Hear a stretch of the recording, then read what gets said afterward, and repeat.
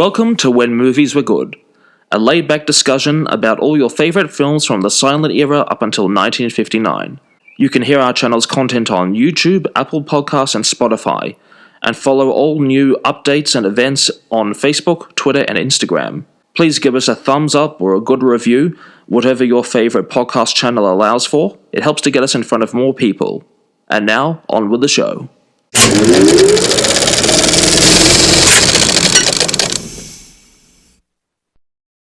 Hello, everyone. I know you've missed us, but we are back. Welcome back to the podcast with myself, Rachel, and the Jonathan Harris of this podcast, Matt. How are you? Yeah, good. How you doing? I'm good. I asked him this question in the last recording that we did, so that's why he's a bit like, why are you asking me? I'm joking. We are recording remotely. Welcome back to When Movies Were Good. Thank you for joining us again. We hope you've been well. Sorry for slight delay in this broadcast, with just a few life changes.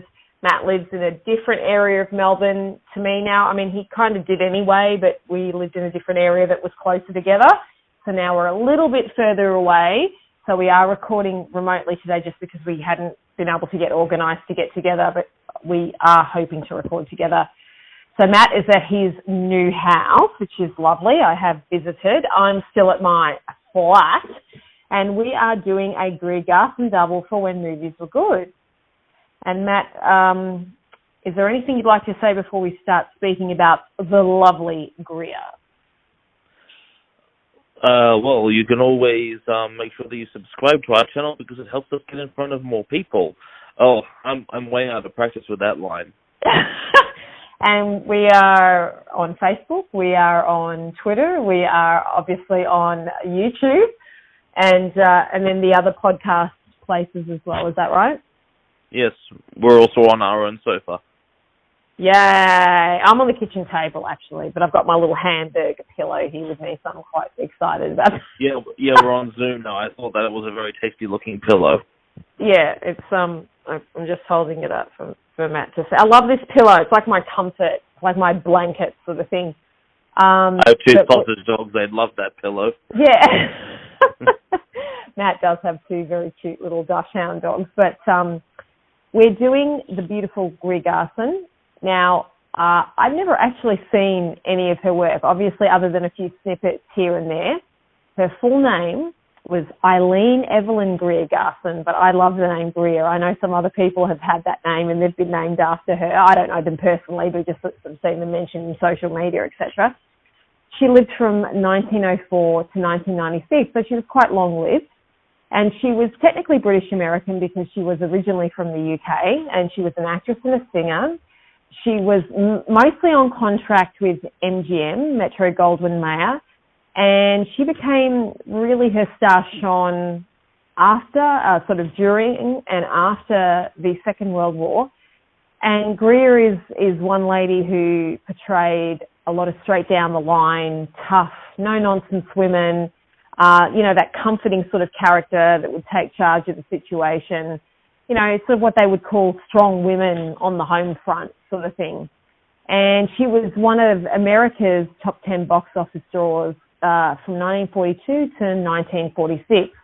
Now, she's one of the most nominated people ever for the Best Actress Oscar, meaning she's received a lot of nominations.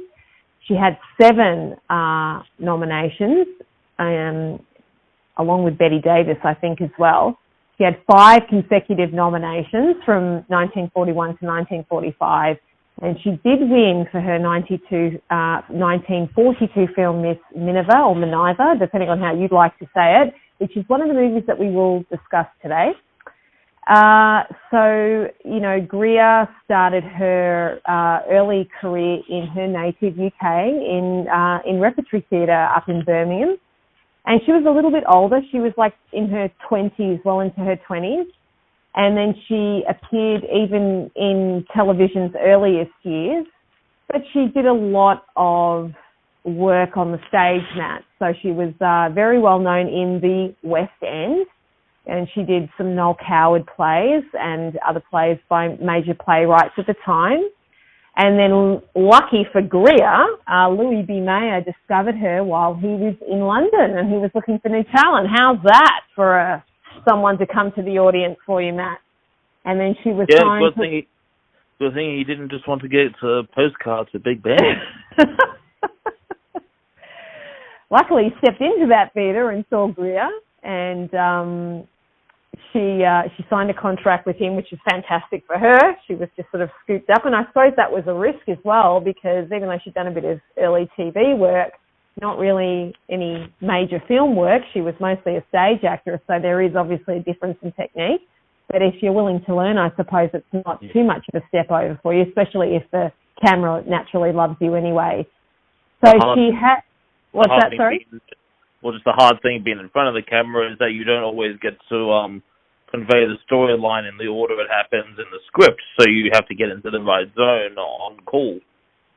That's right, and also a lot of actors do like that instantaneous feedback they get from the audience. They know if they're kind of connecting to them or not. Obviously, film and TV are sort of different beasts, and you get that feedback in other ways, I guess, also mostly for yourself. But it was a while before her career in Hollywood got started because she was actually injured early on. So her first film, which is the first film that we're going to discuss, is the 1938, released in 1939 film, Goodbye, Mr. Chips. So this one was set in the UK.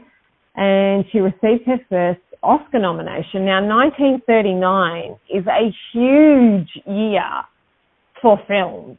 Some people call it the greatest year of films ever. We had Gone with the Wind. We had all sorts of things, Matt. I mean, would you say, I'd have to say that, yes. Was Rebecca supposed to have been put in that year, but it got delayed, or am I mixing up with another one? Well, it came pretty close, Rebecca. Yeah, Rebecca was 1940, so that's possible, but we had sort of like, now I'm going to get all my James Stewart films mixed up here, but I know that... Smith Goes to Washington, is that one? Yes, that's the one. Yes, yeah. That's exactly the one. I'm thinking of, other films that he was in, but it was that one, you're right, because he was nominated for the Academy Award, and Greer's co-star in Goodbye, Mr. Chips, who I think was a very deserved winner of that Academy Award, probably beat out the most toughest field for that award ever in 1939. So... Yeah, it was a terrible year for Poland, but a great year for movies. Yeah, it's actually just amazing the films that did come out in 1939. So let's discuss the first film here. So we're going to go into Goodbye, Mr. Chips. So basically, Greer is one of the highlights of the classic. Of classic movies. She's one of those very famous actresses that if you are into classic movies, you know Greer Garson. So, she was in, she actually still holds the Guinness World Book of Records at the longest Oscar acceptance speech. She nearly got to 6 minutes, man. That's amazing, because now they cut you off after like 90 seconds. And then after that... they cut off Will Smith a bit earlier. Yeah. Yes. And he wasn't even speaking. Yeah, he technically wasn't, although he did speak from his seat. This is the reason. That exactly what happened at the Academy Awards last week is the reason I know I don't watch the Academy Awards. But, and then after that, Matt, they instituted a time limit for how long you could speak. So, I mean, I think... They may have a slap limit now. Well, if they cut all the other rubbish out of the show and let the major award winners actually have their 5 or 6 minutes on the stage, I would much prefer that. So let's go into, look, Greer acted right into the 1960s. And then her final role, obviously she was sporadic getting into her later life, was in one of my favourite childhood shows, a 1982 episode of The Love Boat. So that was... Yeah, I knew you'd be into that one. So she did, episodic TV, she did, but her main career was in the 1940s, especially with the two films that we're going to discuss. So without further ado, we just needed to discuss the person that obviously linked the films together. And now we will get on to the films and our thoughts of them. So, Goodbye, Mr. Chips. I was joking to Matt before. I didn't even really know, very familiar with the name of the film, very familiar that it's a famous film. didn't know if it was set in a fish and chip shop or what, but it wasn't set in a fish and chip shop. It was set in a school for boys and follows the life of the school teacher there. So it's, I mean, some people would coin it, I guess, a romantic drama because Mr. Chips, who played by the wonderful Robert Doughnut in this film, you know, it's one of those films where the person's kind of looking back on their life sort of thing, and then we get to see their life. And it's one of these amazing things that certain actors and actresses get to do, Matt, when they play someone who's quite young to quite old on their deathbed.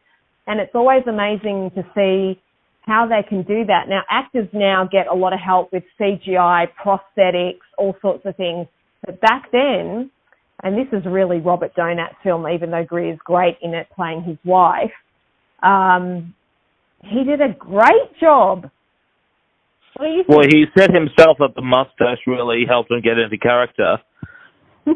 Like, I had real trouble believing that this was Robert Doughnut playing Mr. Chips, who's this sort of stuffy Edwardian chap with a large mustache, because I, for ages, had only ever seen him as the slick leading man in the 39 Steps, and that was kind of James Bond before James Bond was a twinkle in Ian Fleming's eye.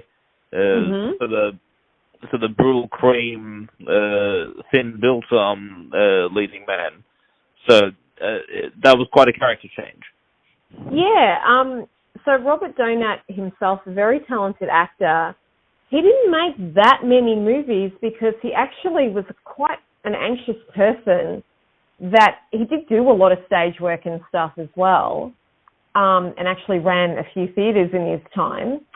But he suffered didn't he have chronic asthma or back yes. or something as well? Yeah, that's exactly right. He suffered from chronic asthma, and a lot of it was, I don't know if you use the term psychosomatic, but a lot of it was brought on by his sort of mentality, if he felt sort of stressed and he tried all sorts of remedies, like moving to different climates, but, you know, sometimes it can be a self-repeating cycle. Like, if you think you're going to be sick, you are going to be sick. I kind of know this firsthand myself. So Paul Robert suffered with that. So it's a shame that even though, like, I just look at him in this role, I think, God, how did he even get through this? And I haven't seen him in the 39 Steps, but working with Alfred, he would have been held to a very high standard. So... Yeah, well, Hitchcock only got to do that one picture with Doughnut, and for years was trying to get him to work together with him again, and it just didn't happen. So yeah, it ties to the satisfaction of quality. Yeah, exactly right. So he was fantastic. I'd like to get more of Doughnut on the screen after our experience. Like you said, he didn't make that many films, but we can scrounge together what he did make and do an episode on him someday. Yeah, definitely, because he is in, obviously, the 39 Steps, so anything with Alfred Hitchcock I love, but especially Matt loves as well. So basically, Goodbye Mr. Chips is Mr. Chipping, as he's really known. Chips is a nickname that he gets. He is thinking about the first day he starts teaching at this public school. So in the UK, public schools are private schools, Matt? Is that what we understand them to be? I had to do a bit of research to understand this concept in the last few days. Public in the traditional UK sense refers more to the diversity students who have the privilege of paying or enrolling to be there. It's not like in Australia, public we tend to think means government subsidized universally, but public there means more to do with that it's not restricted to a particular body of a locality, anything like that. So somebody put a role in there, that sort of thing. Yeah, I guess in our vernacular here in Australia, we'd sort of maybe coin it more as a private type school. But over there, it just as Matt said, it's sort of its own sort of entity. And I know there are other sorts of schools that they have over there as well, like grammars and things like that are a bit different to our system here and in the US and Canada. So and you get a real headache if you try to understand the German school system. Yeah. How did I know Matt would bring up Germany? Yeah, so to cut a long story short about Goodbye Mr. Chips, Robert Doughnut's character, Mr. Chips, is looking back at his life as an elderly man teaching at this school over the period of nearly 60 years. And it's a school for boys. And he starts off as this teacher that's, you know, taken advantage of by his pupils. He gets to understand him. They get to understand him. Everyone grows to love him. He's a bit of an awkward sort of shy man. He meets Greer Garson's character, who becomes his wife. It's a beautiful sort of relationship that the two of them have. There's a lovely scene with them at a train station, and they're travelling around Europe, and just all very lovely and nice and quaint. And then tragedy sort of befalls him and his wife, and the only way he knows how to cope with it is to go back to his class and his pupils and just try and get on with his life as best as he can. So it's really sort of, you know, I don't know if you'd say it was a coming of age, but it's the story of a person's life told through their vocation. And it's just a beautiful film. It was based on the 1934 novel by James Hilton. So the film was made in 1939, so it's not only 5 years in between that. And the film doesn't follow the same time frame as the novel. So in the book, Mr. Chips or Mr. Chipping is like 22 when he arrives at Brookfield, which is the school. And he's 85 when he dies. But in the film, they sort of change that around a little bit. I guess they use a little bit of artistic license.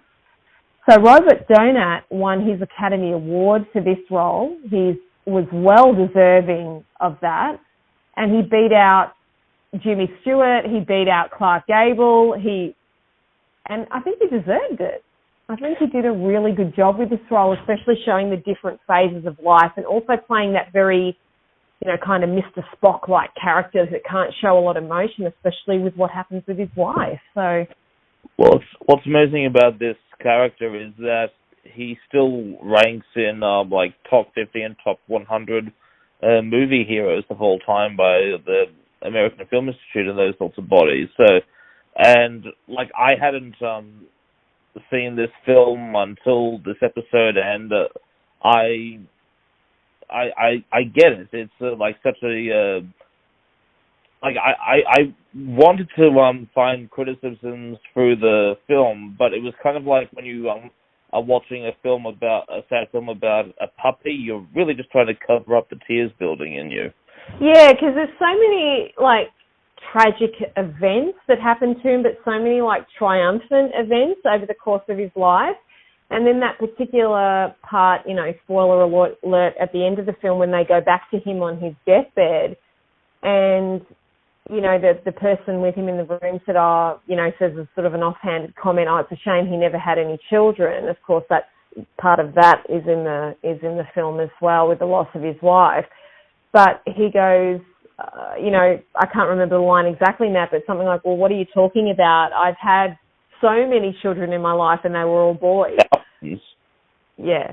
So I thought that was just a beautiful sentiment, because there are some people who come to the earth and for whatever reason, I think Dolly Parton was even saying this, she's like, I felt my job here was to be a mum to everyone, obviously her own siblings, of which there were many, but a mum to everybody I could be, and that my role here was to be an external mum to everyone. I kind of feel a bit like that myself, and so she said it just wasn't in my life plan to be a mother myself, but I feel like I'm a mother to so many other people, especially her siblings. So I kind of agree with that. And Mr. Chips, Mr. Chips is sort of like that kind of a story about someone that is a loving, guiding force to so many people. Yeah, well, it's and in an age where you're expected to expect that you don't commit to any workplace, to instead have a character who's devoted over 6 decades of his life to being this impassioned teacher in a school. It's and forming emotional connections between each child and sort of rearrange generations. Mm-hmm.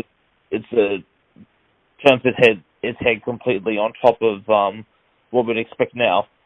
I see this film as stating the obvious, but it's a film that shows the heroism of the Chips. I don't regard it as a glorification of the traditional English school system.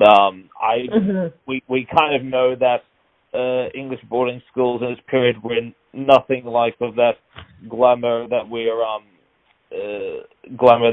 the likes of Harry Potter may make us think now. Like, I've just been reading a lot of George Orwell's work, and there's no glorification of the boarding school environment at that time. You had rather unpleasant class-based bullying, poor hygiene, poor sanitation and food. So as far as what it portrays of a school in brick and mortar, that was a very Hollywood romanticization, because we're talking about a studio in America, creating this fantasy world of the UK, much like in Mrs Minerva, or Miniver. Mm-hmm. but within an institution which would not necessarily be that good, you know and hope that in real life there are those sort of golden hearts like Chipping. Yeah, exactly. So the film was very, I agree with what you said there, Matt, for sure. And the film was very well received at the time, and then obviously as time has gone on from the film as well. It was shot in the UK, in Derbyshire, at one of the schools there. And other than the young actors who had the main roles in the film, the boys who actually were attending this school, they sort of were the sort of background, people at the school, sort of the students at the school. So the film was very nominated for Academy Awards. Unfortunately, being in such a tough year, obviously outstanding production, best director, actress, best writing. I mean, this was Greer's first film as well that she did for Hollywood, for MGM. Screenplay, best editing, best sound. Now, unfortunately, as it was up against Gone with the Wind in all of those categories, pretty much the film lost to Gone with the Wind in all those categories, although Robert Doughnut won for best actor, as I mentioned before, beating Laurence Olivier, Clark Gable, and James Stewart. Hello, could it be any tougher? And then Mr. Smith Goes to Washington, the only Academy Award that they managed to get away from Gone with the Wind was Best Original Story. So there was a remake in 1969 with Peter O'Toole, who I do like, although Lawrence of Arabia was a touch long for me, and Petula Clark. So I wouldn't mind actually seeing that. And then there was another version with the well-known English actor called Martin Clunes as well. So definitely a very well-known film and a very loved film. So, Matt, we're going to go over to Greer's other film now that we are discussing, and that is It's kind of a paradox. We barely talked about Greer because really she only has a sort of a token appearance in the first film, Mr. Chips. Yeah, I was sort of thinking it's just because it's one of her most well-known films. But really it's not her film, it's Robert's film. But we've had a few situations like that where we've chosen a really well-known film for an actor. We know that they're in it, everyone knows that they're in it, and then they're actually one of the supporting roles, and we probably perhaps to showcase their talent should have chosen another film. But I think that's okay. I think, she was obviously the most important female character in the film, and she did a fantastic job with what she needed to do, because her character was quite feisty and very different to Mr. Chips. So the fact that the two of them got married and she made that relationship between the two of them work on screen is a testament to her. And it would have been easy for her character to be quite wooden and static and sort of thrown away by another actress, but she really glowed within. Yeah, and it's just it's interesting. So then, when we contrast to Mrs. Miniver or Mrs. Miniver, I think it just depends on how you want to say it. Well, how do they say it? Miniver or Miniver? Miniver, wasn't it? Miniver. So have the rose. Yeah, I think in the film they say Miniver. So it's in 1942. Again, this is an American film directed by the very famous William Wyler, who we've discussed before on this podcast, and starring Greer Garson and Walter Pidgeon. So, again, inspired by a novel, which a lot of these great films of the time were. And, again, this novel that was written by Jan Struther was only released in 1940, and the film came out in 1942. So, basically, this film, again, it's spanning a period of a person's life, so not as long as Mr. Chips, but during the Second World War, of a sort of, well-to-do British housewife that's sort of really worried about shopping and, all the fancy stuff of life and doesn't really have too many cares in the world in rural England, and just how her and her family were touched by World War II. And when these world wars were going on, obviously there's a conflict in the world that's going on now, along with many others, but there's a main one, as we know, Matt, at the moment. But here in Australia, we're not, there's maybe a few things indirectly affecting us, but we're not directly affected by it yet. It's just certain, follow-on things, maybe petrol prices, things like that are affecting us. But this film really shows the effects of total war on the home front. Exactly, and what Matt just said. But in World War I and II, you were not affected. There was nobody that was not affected in some way. If it wasn't someone in your direct family, it was someone on your street. It was someone in your neighbourhood. It was a cousin. It was so everybody lost somebody or had people who were away, and it was really the women at this time that had to step up, along with the men that weren't able to go and fight, who kind of had to keep society going. They were the ones working in the factories. They were the ones having to keep things going, along with the other men that were there that couldn't fight. So we had, obviously, Walter Pidgeon in this film as well. The film was produced by MGM again. Obviously, they were the ones that signed Greer, but set in England. And it was actually the highest grossing film of 1942.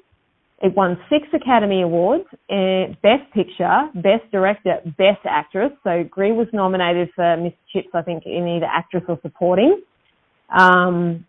But she won for this film. And then Teresa Wright won for Best Supporting Actress. So, and then there was kind of great actress from Shadow of a Doubt.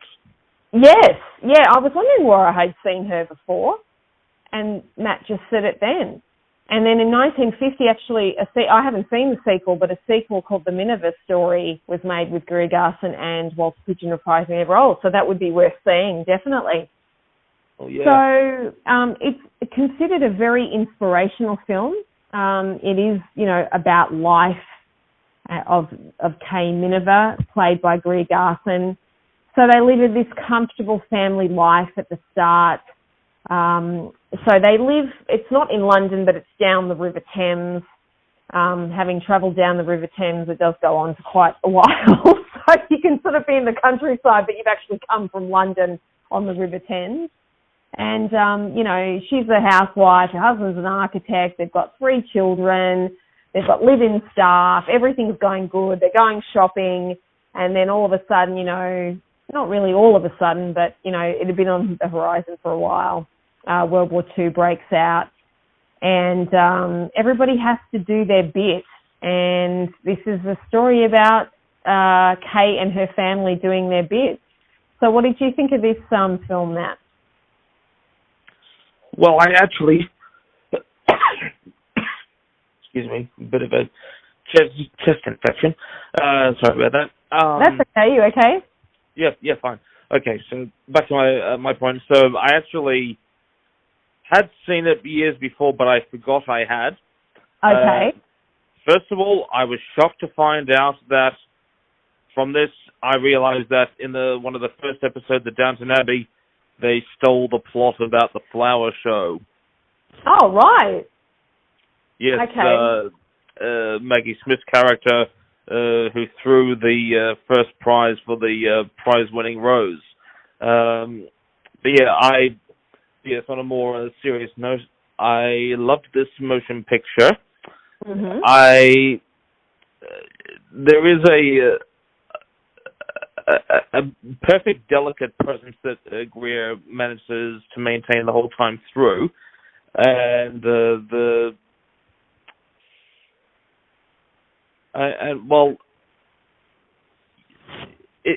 you occasionally come across one that does maintain a certain magic, and the fact that the film ends with this campaign for war bond stamps kind of sort of makes it in literal black and white how far time has passed on it. And it was literally, like Casablanca, sort of very rooted in the time it was made, and yet somehow it hasn't aged. Sometimes when you see a production put together that responds to immediate news events, it fades as quickly as it appeared, but this one hasn't. Yeah, it just sort of, I mean, probably from an emotional standpoint, I enjoyed Goodbye, Mr. Chips more. But this film, it sort of, with regards to what's happening in the world right now, it's very relevant to what our lives, we hope, don't become. That we all get swept up in this, terrible thing called war.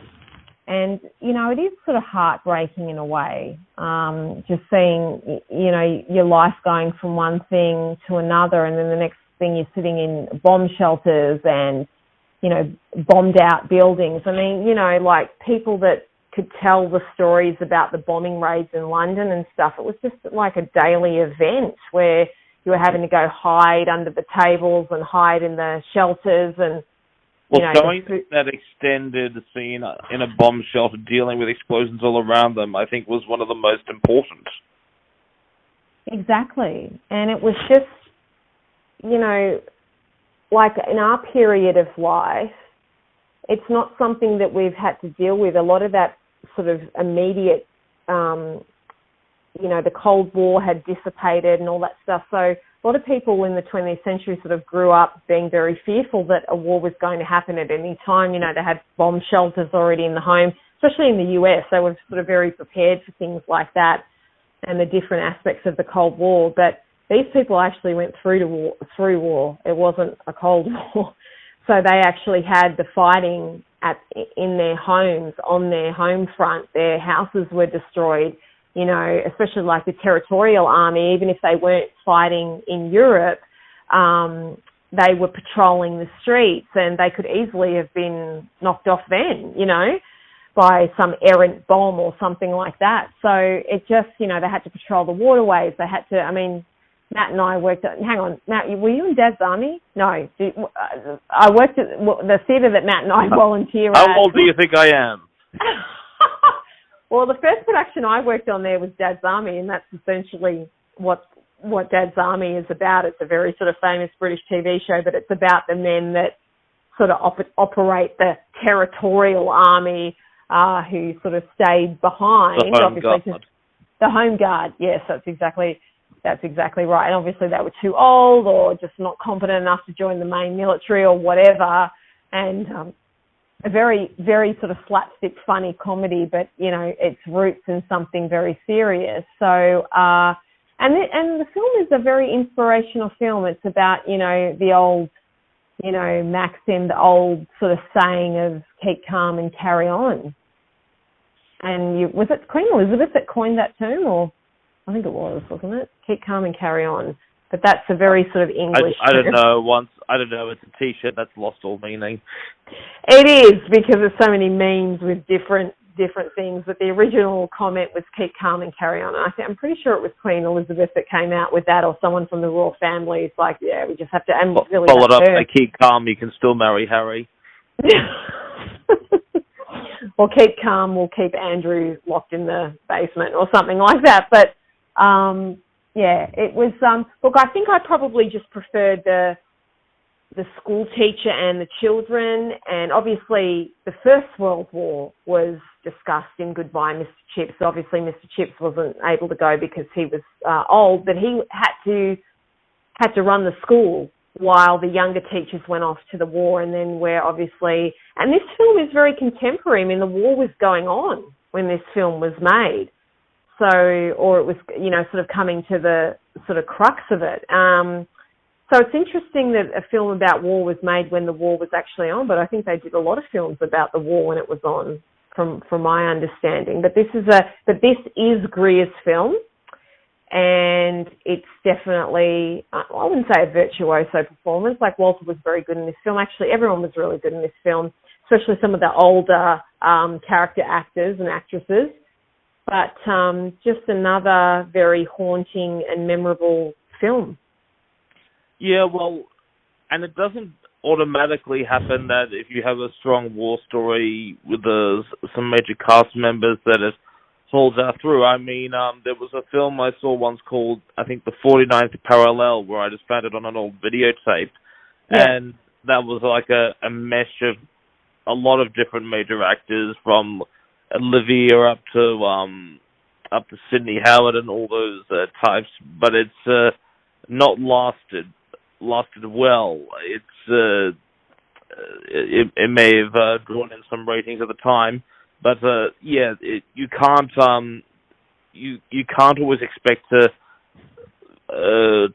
sort of sift out this perfect formula of success.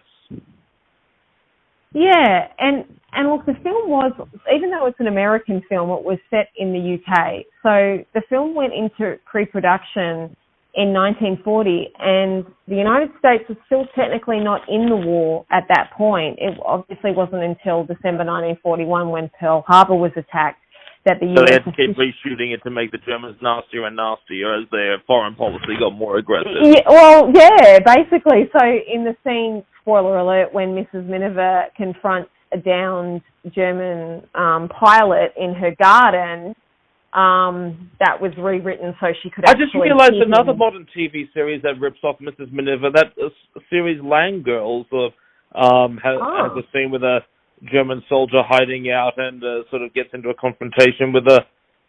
My God, how's all this plagiarism being got away with? Yeah, exactly. And, but the reason we do when movies were good, because we talk about when movies were good, which is not the case now. No, it's not true, everything made now, but... I feel like it's become a copyright crusader. Yeah, it's just, unfortunately, there's just so much recycling of things that have already been done really well.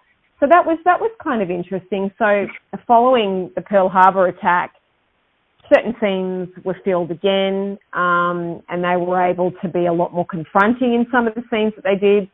But one of the most famous parts of the film is the sermon at the end of the film.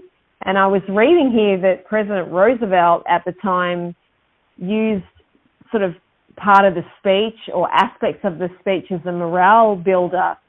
And he, actually had it printed out on leaflets and things like that, and were dropped into certain enemy territories and things like that. And it was sort of a piece of propaganda too, I guess you could say. So Roosevelt actually had it put into the theatres a bit earlier.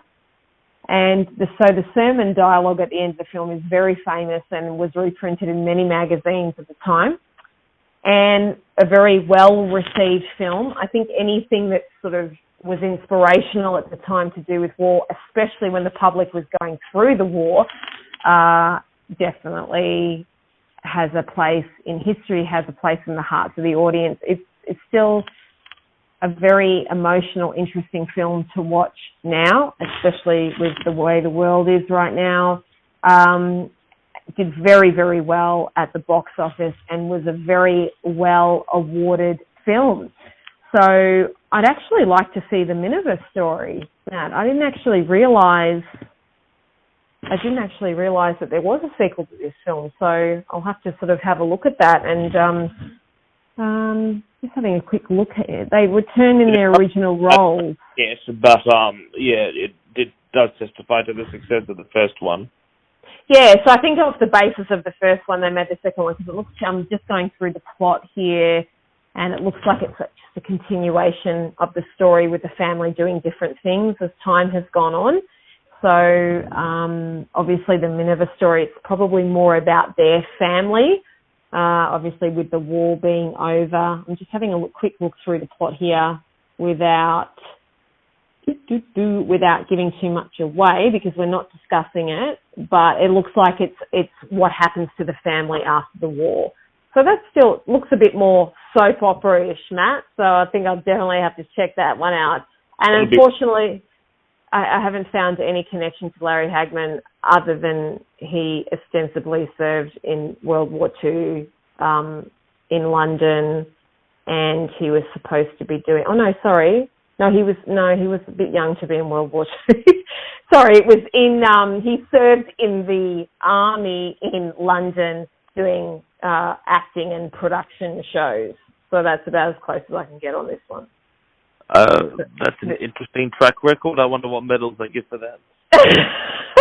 Well, because he was pretty blind, even though like in Genie and stuff, he didn't wear glasses, but he was a person that wore glasses most of his life. So he had pretty weak eyesight. So I don't think he was able to do any active duty. But in the 50s, he, with his mother, appearing at Theatre Royal at Drury Lane in her various productions. He actually was based in the UK, and he was signed up to the US Army, and he did work out of the UK, of London. Actually, that's where he met his Swedish wife. So that was about the only link that I could find, sad to say. But Larry would have only been 10 on World War II, so he was just a bit young for that. So this was in the 1950s that he served in the army. Gee, thanks for sharing, but that's fine. But I mean, you've done a good job till now of showing how Larry Hagman was the Forrest Gump of old Hollywood. Yeah, exactly. Just showed up everywhere. Yeah, well, I think the fact that his mother, even though she was predominantly a stage actress, Mary Martin, she did appear in some classic Hollywood films, and she was good friends with a lot of very well-known people of the time. So, you know, like Larry could ring up Nancy Reagan whenever he wanted type thing, and you know, his mother knew a lot of people, and obviously because she was so famous on Broadway, a lot of people sought her out as well. So he knew a lot of these people, and he did spend time with them, maybe not growing up, but maybe as an older person. So I'm sure he had a few more stories to tell that he left out of his book. So thank you for joining us. It was great to actually watch some Greer films. Matt, are we going to have to put ourselves on hold for a second because we haven't actually confirmed what? Oh, yes, we have. We're going to do A Star Is Born. Yes, but we're going to do, because, okay, so we're obviously not touching the Lady Gaga one. We're not even going to touch the Barbara Streisand one. We are going to touch the original two versions. We're going to do the two versions. Is that right? Yeah, I'm trying to think, are there any other films that have been remade so many times? There probably is, but the unique thing about A Star Is Born is that we have them in all different time frames. I wouldn't mind seeing the Barbara, even though, you know, at times she grates on my nerves, I wouldn't mind seeing the Barbara Streisand version. I don't have any interest in seeing the Lady Gaga version. I think hearing that song played enough on the radio was enough for me, but I am very much looking forward to the two versions that we will watch. Let me just go through and bring up the details on them. So the first Star Is Born that we are going to discuss, Matt, is the 1937 version, and that's with Janet Gaynor and Frederick March. Yep. So that's the first Star Is Born. So this film is a very made film, or the versions of it. Then we're going to watch A Star Is Born. Oh, great, it's on Netflix. A Star Is Born with the wonderful Judy Garland and James Mason. Okay, so this is kind of the first remake. So this is in the 1950s. North by Northwest meets Gone with the Wind. Wizard of Oz. Yes, actually, I just got that joke then. So this film was a very awarded film as well. So we're going to do those two versions. We're going to do the 30s version. We're going to do the 50s version. And I think it's just interesting. I mean, it might be worth watching all the versions just so we can compare and contrast. How long does the 2018 version go for? 2 hours and 15 minutes. Oh, my gosh. Okay. That's the one with Lady Gaga and Bradley Cooper in it. That's about all I know about it, except there's a lot of screaming in the main title song. And then we've got 1976, A Star Is Born. And then, of course, we have, oh my gosh, Kenny Loggins is in that film. Yeah, I believe that's with Chris Christopher and Barbara Streisand. But there's a lot of really well-known people in that film that I know. So I think I'll have to watch that film, even though, you know, Babs can be a bit sort of hard to take at times. But yeah, her in Hello Dolly. Yeah, I've seen her in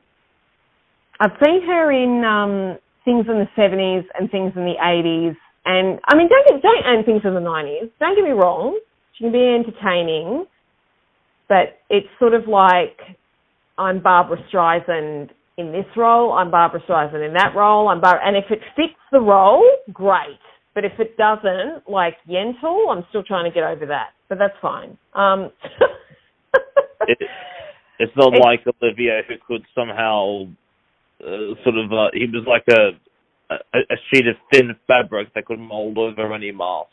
Yeah, it's sort of, you know, some people are real, like Tom Cruise is this sort of person. They're really good at playing different versions of themselves that fit into the movie. And if it fits into the movie really well, it's awesome. It doesn't always work, but they're really good at playing the different versions of themselves. And let's face it, most actors are. There's only a rare breed of actor that is that character. I mean, your romantic leads and all that that's not what they're there for. As Chuck Norris says, I want to play the sort of characters that I want to see on the screen. So he's got no interest in character acting or whatever. And considering that Jonathan Harris was his acting coach, which you can imagine the scenes between Chuck Norris and Jonathan Harris. But, you know, in fact, that would make an interesting play, Matt. That would really make an interesting play. Chuck meets Jonathan. Get out the notepad. Yeah. Actually, that would be hilarious. That would be absolutely hilarious. Chuck, hang on, let me write that down. But in the meantime, we'll see you for the Star is Born double, because we've actually already spoken about it quite a bit anyway.